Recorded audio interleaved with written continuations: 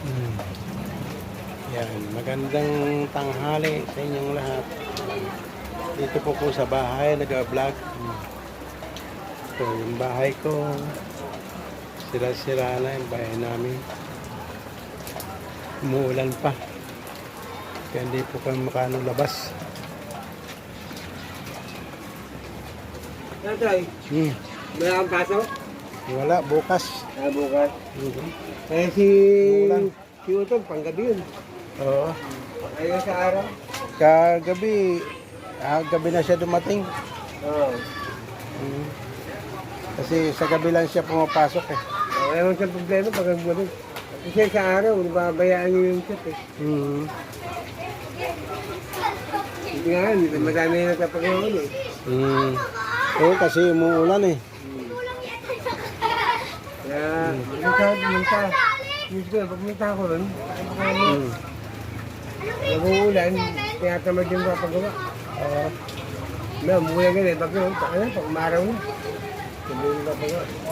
Kaya pag umaraw na, bago tayo magpapagawa. Kaya ngayon, siyempre, yung ulan ganyan, tinatamad sa lumabas. Kakancel mo na. Manog. Dapat pagka wala siya, ikaw saan ang pinalagay doon? No? Pina-stop ka sana doon. So, hindi na ako nagbabantay. Sabi lang nito, pag may tumawag, ito yung mga asawa, kung may tumawag, ay, pasensya na po, wala, nasa barangay. Dahil dito lang po yung kapatid.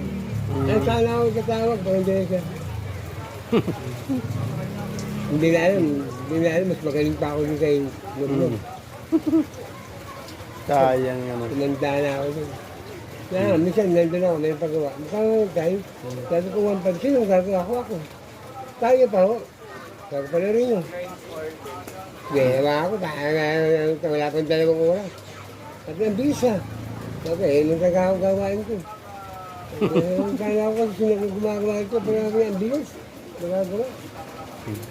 Bahit siya, 1.5. So, hati kami ng meter ko. Tigwa, may tag-750. Kaya mo mabilis talaga yan kasi todo-todo yung gawa ko rito eh.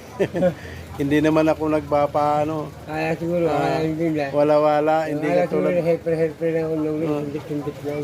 Pag hindi siya, ayaw niyo nung sa niyo napagod. Sundot lang ako dahil, sundot. Pagkakasyon, kukunin yung karbas, bumambahan niya sa bulan. Tapos pag ano, kuya, bumaba ko ulit. Kaya magkakabit. Hindi na ako, hawak-hawak.